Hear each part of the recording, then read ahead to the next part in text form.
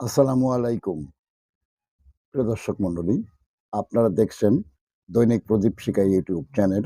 এখন আমাদের সঙ্গে যুক্ত হচ্ছেন আসসালামু আলাইকুম রহমতুল্লাহি অবরকাতুহু। সম্মানিত দর্শক, আওয়ামী লীগ সভানেত্রী এবং বাংলাদেশের সাবেক প্রধানমন্ত্রী রীতিমতো আন্তর্জাতিক মিডিয়াতে ঝড় তুলেছেন। যেন তেন ঝড় নয়, এটাকে আপনি সুনামি বলতে পারেন। এটাকে আপনি মরুভূমির সবচেয়ে ভয়ানক যে ঝড়, যেটিকে সাইমুম বলা হয়, সাইমুম বলতে পারেন, টর্নেডো বলতে পারেন। রাজনীতির ঠিক যে টর্নেডো বলতে যেটি বোঝায়, বাংলাদেশের রাজনীতিতে এখন এই মুহূর্তে অলনে ছাড়েন শেখ হাসিনার এই সাক্ষাৎকার রীতিমতো সেই টর্নেডোর মতো চলমান যা কিছু রয়েছে সব কিছুকে ঝুঁকির মধ্যে ফেলে দিয়েছে। আমরা জুলাই সনদ নিয়ে, তারপর জুলাই সনদ বাস্তবায়ন নিয়ে,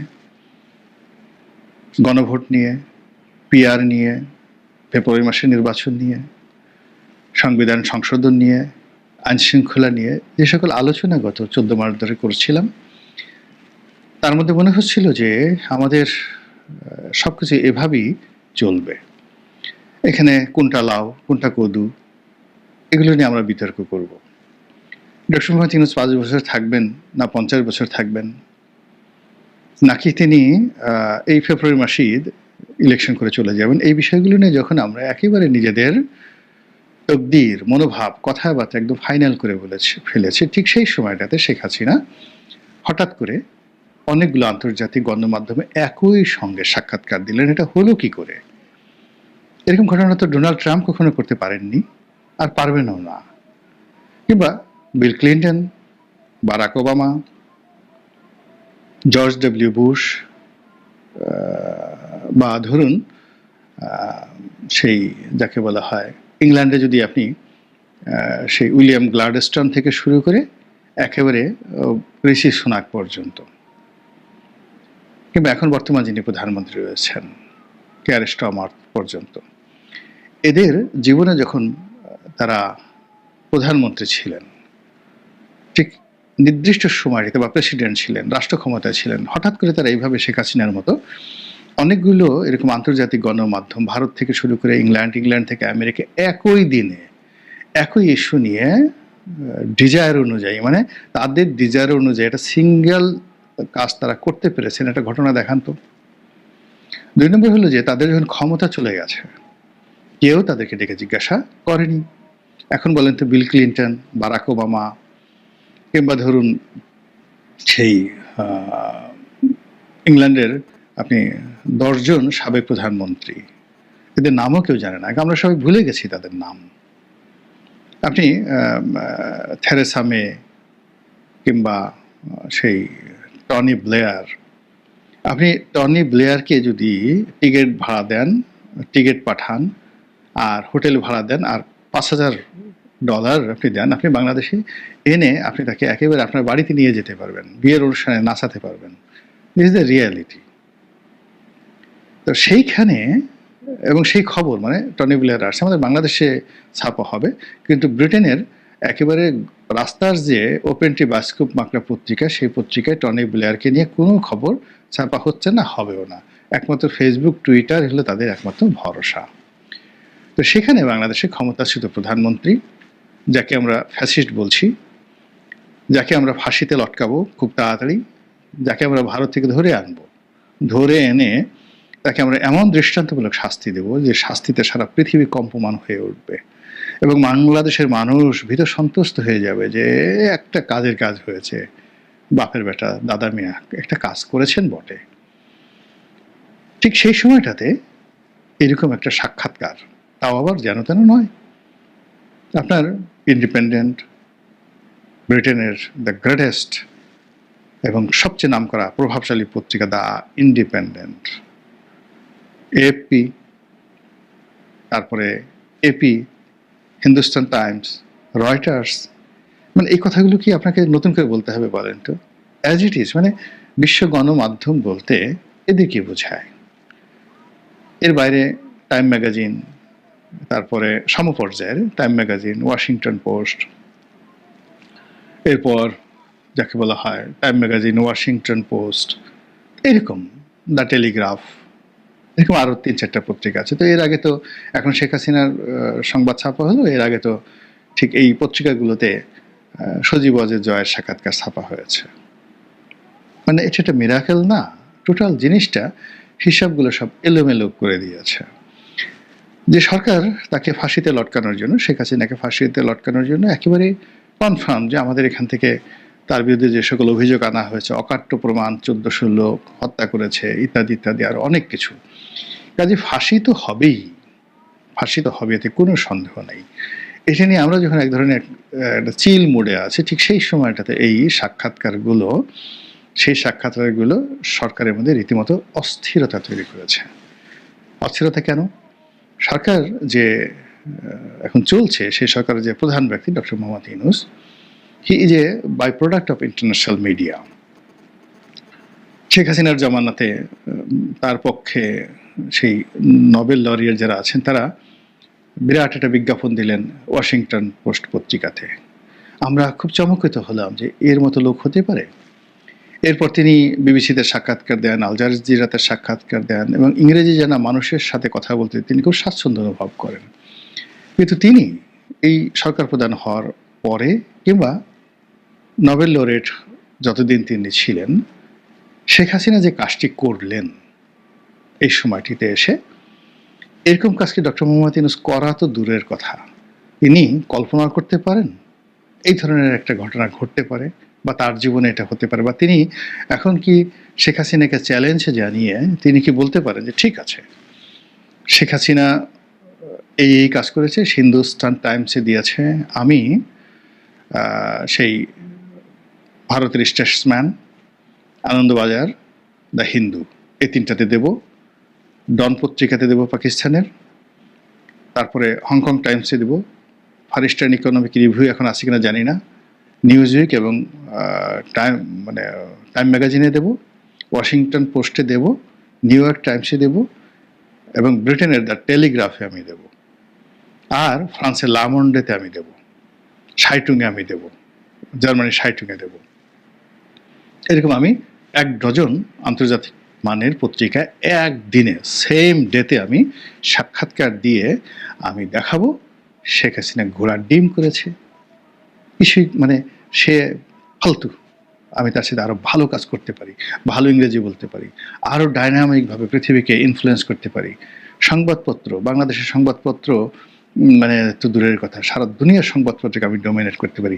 এই কাজটা কি ডক্টর মোহাম্মদ ইউনূস বা তার যারা লোকজন রয়েছেন তারা পারবেন এই কথাটা বলতে, বা এই কাজটা মানে করে দিতে? আর যদি না পারেন, তাহলে শেখ হাসিনা এখানে যে কাজকর্ম করেছেন সেটা নিয়ে মানুষ, শেখ হাসিনা যারা লোকজন বগল বাজাতে থাকবে, প্যাকু প্যাকু প্যাকু, ক্যাকু ক্যাকু ক্যাকু, করো করো করো মামু, আমাদের মতো করো, দেখি কেমন পারো। আমাদের নেত্রীকে এত তুচ্ছতা ছিল করছিলা, ইংরেজি বলতে পারে না, ওটা পারে না, ওটা পারে না, এখন দেখো এই যা কিছু করে দেখালো, এখন তোমরা একটু দেখাও। আবার যদি বিএনপিকে চ্যালেঞ্জ জানায়, যাই সে ঠিক আছে, উনি দিল্লিতে বসে যদি সেই লন্ডনের ইন্ডিপেন্ডেন্টে সাক্ষাৎকার দিতে পারেন, তাহলে বিএনপির নেতা তারেক রহমান সাহেব তো লন্ডনে আছেন, তিনি একটু দেন না এরকম একটা সাক্ষাৎকার, এভাবে দেন, বিবিসির সঙ্গে দেন, ইন্ডিপেন্ডেন্টের সঙ্গে দেন, টেলিগ্রাফের সঙ্গে দেন, ব্রিটেনের বাইরে যাওয়ার দরকার নেই, ওখানে দেন, আমেরিকায় দেওয়ার দরকার নেই। বলে তো বিএনপি কি জবাব দেবে আওয়ামী লীগের লোকের কাছে? মানে রাজনীতিতে হলে কি, এটা একটা শো আপ।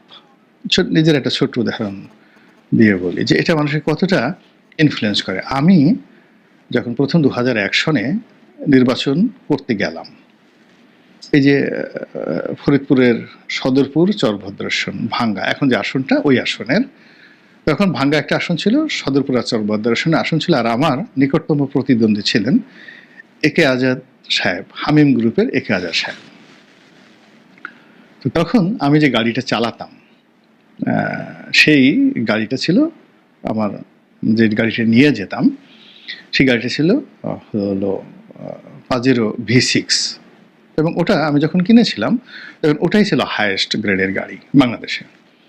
এর বছরখানেক পরে হঠাৎ করে নতুন যে LX 470 লেক্সাস যে জিপগুলো, যেগুলো মূলত 4700 সিসির সিগনাস, তো 4700 সিসির সিগনাস গাড়ি একে আজাদ সাহেব ওই আমলে কিনে ফেললেন ওটার দাম ছিল তখন ৭০ লাখ টাকা ২০০১ সালে। তো উনি সেটা গাড়ি কিনলেন।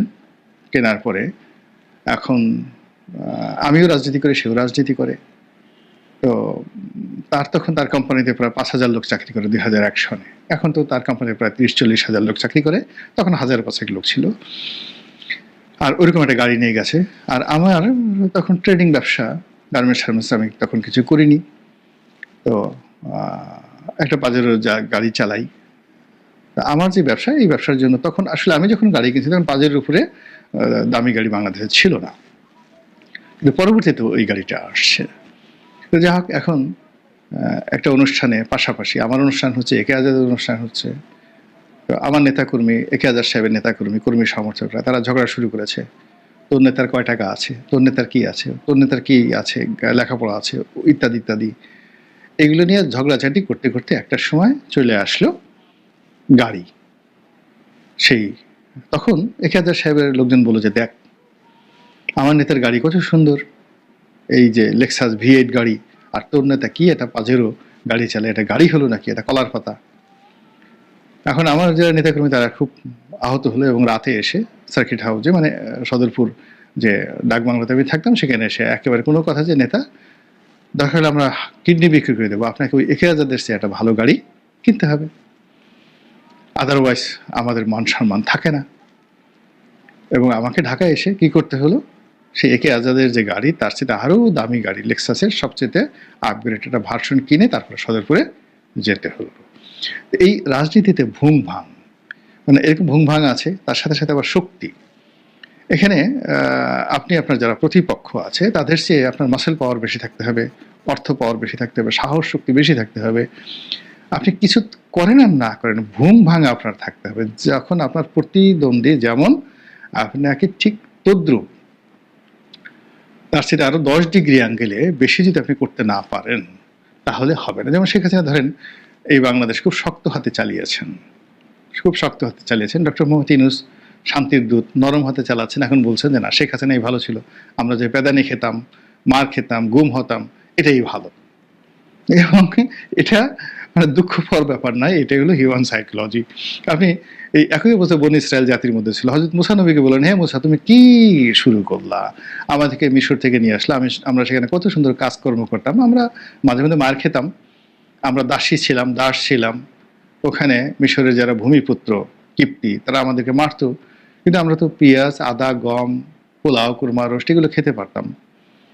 আর এখানে তোমরা মরুভূমির মধ্যে আমাদেরকে আটকে রেখেছো, আকাশ থেকে বিকালবেলা খাবার পরে একই খাবার মান্না সালোয়া খেতে খেতে আমরা অস্থির হয়ে গেছি, বসে থাকতে থাকতে আমাদের মোটা হয়ে গেছে। এটাই একটা জীবন হলো? এই হলো মানুষের চরিত্র। মানে মানুষ কখনো তার বর্তমানকে নিয়ে সুখে থাকতে চায় না। তো সেই দিক থেকে ওই যে শেখ হাসিনা এখন যে আন্তর্জাতিক গণমাধ্যমে যে সাক্ষাৎকার দিলেন, যে সকল কথাবার্তা বললেন, সেটা তার যারা এই মুহূর্তে প্রতিদ্বন্দ্বী তাদের পুরো রাজনীতিকে তিনি একটা চ্যালেঞ্জের মধ্যে ফেলে দিয়েছেন, কর্মকাণ্ডকে চ্যালেঞ্জের মধ্যে ফেলে দিয়েছেন। এবং এটা মানে আওয়ামী লীগের লোকজন এখন গিয়ে দেখেন ফাটিয়ে ফেলছে। হায় হায়, নেত্রী যদি থাকতে হয়তো এমনই হওয়া উচিত। কিসের অবস্থা, আমরা আবার আসছি, আবার এটা মানে মুহূর্তের মধ্যে আপনি দেখবেন যে এরপরে আওয়ামী লীগের যে কয়টা আপনি মিছিল হবে, আপনি সেই মিছিল ঠেকাতে পারবেন না। এবং সেটা মিছিল ঠেকাতে হলে আরো ৩-৪ মাস আপনাকে সেই জুলুম অত্যাচার করে, মানে যাকে পাছা লাল করে না দেওয়া পর্যন্ত আপনি সেই এই যে কয়েকটা সাক্ষাৎকারে আওয়ামী লীগ নেতাকর্মীদের মধ্যে যে উৎসাহ এবং উদ্দীপনা আসলো, এটা আপনি থামাতে পারবেন না। তো সেই দিক থেকে এখন সরকারের যারা লোকজন আছে তারাও তো এই কর্ম করেই আসছে। আন্তর্জাতিক মিডিয়া, আন্তর্জাতিক দাতা সংস্থা, বিভিন্ন এনজিও, বিভিন্ন প্রেশার গ্রুপ, বুদ্ধিজীবী মহল, থিঙ্ক ট্যাঙ্ক, তাদেরকে ম্যানেজ করেই তো আজকের এই পর্যায়ে আসছে। তো ঠিক সেই জায়গাটা তারা যখন রাষ্ট্র ক্ষমতায় বসে শেখ হাসিনা যে কাজগুলো করেছেন সেই কাজগুলো তারা করতে পারছে না। আবার ওদিকে তারা যে কাজগুলো অতীতে করেছেন তার সাথে ১০০ গুণ বেশি দক্ষতা এবং ইফেক্টিভনেস নিয়ে শেখ হাসিনা হঠাৎ করে যে এতগুলো আন্তর্জাতিক গণমাধ্যমে সাক্ষাৎকার দিলেন, যেখানে মানে আমাদের দেশের একেবারে রাস্তার ফকির যারা সাংবাদিক, ফকির সাংবাদিক, তারাও যেখানে মনে করতে যে শেখ হাসিনা সাক্ষাৎকার নেয়ার দরকারই না, মানে এটা ব্যাপার হলো নাকি। তো সেখানে এই বড় বড় প্রতিষ্ঠানগুলোর সাথে তিনি যে সাক্ষাৎকার দিলেন, সেই সাক্ষাৎকার দিয়ে সরকার বিএনপি, জামাত, এনসিপি তাদের সবাইকে রীতিমতো একটা চ্যালেঞ্জের মধ্যে ফেলে দিলেন যে নাও বাবা এবার দৌড়াও। এবং শেখ হাসিনা মানে এই কাজগুলো খুব ম্যাটিকুলাসলি করেন। আপনাকে একটা ছোট্ট উদাহরণ দিলে বুঝতে পারবেন। মানে মুন্নুজান সুফিয়ান নামে একজন শ্রমিক নেত্রী খুলনা অঞ্চলের, তো তাকে মন্ত্রী বানিয়ে দেওয়া হলো, শ্রম কল্যাণ মন্ত্রী। তা আমি খুব আশ্চর্য হলাম যে উনাকে কেন মন্ত্রী বানালো। সে সারাদিন পান খায়, তারপরে শেষে শাড়ি পরে, শাড়ির নিচে যে একেবারে গেও শাড়ি, যেহেতু তিনি শ্রমিক রাজনীতি করতেন, আর তার মানে যাকে বলা হয় ছায়াটা তিনি যে পরেন, নিচে যে পেটিকোটটা পরেন, পেটিকোটটা হলো ওই গ্রাম্য মহিলারা যেভাবে ধরেন হাঁটুর উপরে 1 ফিট উপরে পেটিকোট পরে ওইভাবে, তো উনি হাঁটুর উপরে 1 ফিট উপরে পেটিকোট পরছেন, তার নিচে পাতলা একটা আট পরে শাড়ি পরছেন, ফলে নিচে তার পায়ের 1 ফিট পর্যন্ত দেখা যাচ্ছে। একটা পঞ্চের স্যান্ডেল পরে তিনি পার্লামেন্টে আসেন, ওখানে করেন এবং সব জায়গায় পান খেতে থাকেন। আর মুখ মাশাল্লাহ সোপা, মানে যদি কাউরে গালি দিতেন কিসের সেফায়েতুল্লাহ, সেফুদা, বা এখন পিনাকি ঠেনাকি গালাগালি করে। এরা মনোজান সুফিয়া যদি গালাগালি শুরু করে, ওরা মানে রীতিমতো আত্মহত্যা করবে, এরকম ছিল তার মুখের ভাষা। রাগ হলে এরকম কথাবার্তা বলতেন। অনেক যোগ্য নেত্রী ছিলেন নিঃসন্দেহে, কিন্তু তাকে মন্ত্রী বানিয়ে দেওয়া হলো। তো আমি এটা নিয়ে একদিন একজন সচিবের সঙ্গে কথা বলছিলাম যে সচিব সাহেব এটা কেন হলো, কিভাবে হলো।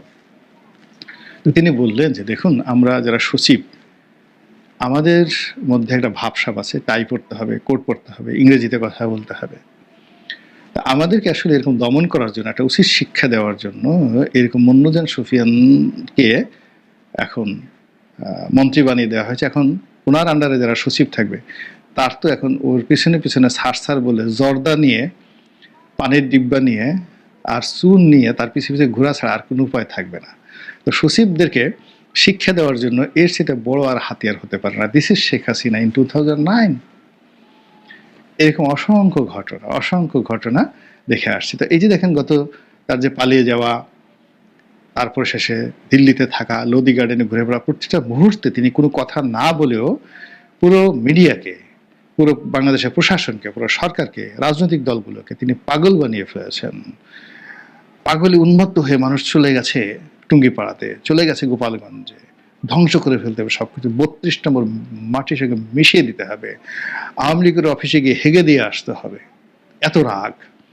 তো হাগা শেষ, পেশাব করা শেষ, তারপর তিনি এমন চাল চাললেন, কে বা কারা গিয়ে সেই হাগা পায়খানা পেশাব নিজেদের পায়খানা নিজেরাই পরিষ্কার করলো। তারা সেখানে অফিস করবে, সবকিছু করবে। এখন সেই অফিসেরও নাম নাই, আওয়ামী লীগ অফিস ঝকঝক তকতকে করছে। তিনি এমনভাবে উত্তেজিত করলেন, 32 নম্বর ভেঙে ফেলা হলো। আমার কাছে তো মনে হচ্ছে যে শেখ হাসিনা ইচ্ছে করে এই কাজটি করছেন, যেন 32 নম্বরটা ভেঙে ফেলা হয় এবং এটা গ্লোবালি সরকারের জন্য একটা লায়াবিলিটিস তৈরি হয়। It's a part of her master plan, তিনি চেয়েছেন। আর তারই ধারাবাহিকতায় এই যে পত্রপত্রিকাগুলোতে তিনি যে সাক্ষাৎকার দিলেন, সংগতকালীন এখন সরকারের কাছে একটা চ্যালেঞ্জ যে এটা নিয়ে সরকার কি বলবে। এখন যে প্রেস সচিব বাংলাদেশের সংবাদপত্রকে সকাল বিকাল তিনি উপদেশ দিতেন, এখন তিনি টেলিগ্রাফকে তিনি কি বলবেন, ইন্ডিপেন্ডেন্টকে কি বলবেন, রয়টার্সকে কি বলবেন। তিনি এপি বা এএফপি, তিনি এএফপির বাংলাদেশের ব্যুরো চিফ ছিলেন, যেখানে এএফপির হেড অফিস রিপোর্ট ছাপাচ্ছে। তিনি কি একটু শব্দ করতে পারেন এএফপি সম্পর্কে? প্রশ্নই আসে না। একজন মফস্বল সংবাদদাতা, কি প্রথম আলোর মফস্বল সংবাদদাতা, সে মতিউর রহমান কি করলো না করলো সেটা নিয়ে আলাপ আলোচনা করতে পারেন? প্রশ্নই আসে না। এরকম একটা পরিস্থিতির সৃষ্টি করেছে যাকে বলা হয় সরকারের মধ্যে। অন্যদিকে এই সরকারকে যারা প্রমোট করেছে বা বাংলাদেশকে নিয়ে আমেরিকা যে সকল বড় বড় প্ল্যান করছে, পেন্টাগন এই সামরিক বিমান পাঠাচ্ছে, সৈন্য পাঠাচ্ছে, তারপরে এখানে ট্রেনিং দিচ্ছে, যৌথ মহড়া হচ্ছে, আর কত কথাবার্তা শুনছি, সবগুলো হিসাব এই শেখ হাসিনার সাক্ষাৎকারের মাধ্যমে এলোমেলো হয়ে গেল, উলট পালট হয়ে গেল, উথাল পাতাল হয়ে গেল। ফলে সরকারের মধ্যে যেভাবে অস্থিরতা, ঠিক পেন্টাগন বলেন, এফবিআই বলেন, হোয়াইট হাউস বলেন, উইলসন সেন্টার বলেন, জর্জ সরোজের অফিস বলেন, কিংবা এই যে আমাদের ডোনাল্ড লু বলেন, পিটার ডি হাস বলেন, সবগুলোর ঘুম হারাম হয়ে গেছে। এই প্রথম মানে আমরা বাংলাদেশে আমরা যখন সংবাদপত্রে চাকরি করতাম, সরি টু সে, আমরা একে অপরকে যাকে বলা হয় অনেক কথা বলতো, আমাদের পার্লামেন্টে অনেক কথা বলতো। একবার যাকে বলা হয় সালাউদ্দিন কাদের চৌধুরী, তিনি পার্লামেন্টে বললেন যে মাননীয় স্পিকার, আমি তো রীতিমতো সোদনা হয়ে গেলাম, রীতিমতো সোদনা হয়ে গেলাম। আমরা সংবাদপত্রেও যখন আমি খবরে চাকরি করতাম, একে অপরকে আমরা এই শব্দটা খুব ব্যবহার করতাম, অহরহ ব্যবহার করতাম। এখন শেখ হাসিনার এই সাক্ষাৎকার আমাদের কাকে কাকে শ্রদ্ধা বানিয়ে দিয়েছে আমি জানি না, কিন্তু পেন্টাগন বা আমেরিকান যারা লবিস্ট গ্রুপ রয়েছে তারা যে রীতিমতো শ্রদ্ধা হয়ে পড়েছে এবং তাদের মাথার উপরে রীতিমতো বজ্রপাত হয়েছে, এতে কোনো সন্দেহ নেই। মহান আল্লাহ আমাদের সবাইকে হেদায়েত দান করুন এবং হেফাজত করুন। আসসালামু আলাইকুম ওয়া রাহমাতুল্লাহি ওয়া বারাকাতুহু।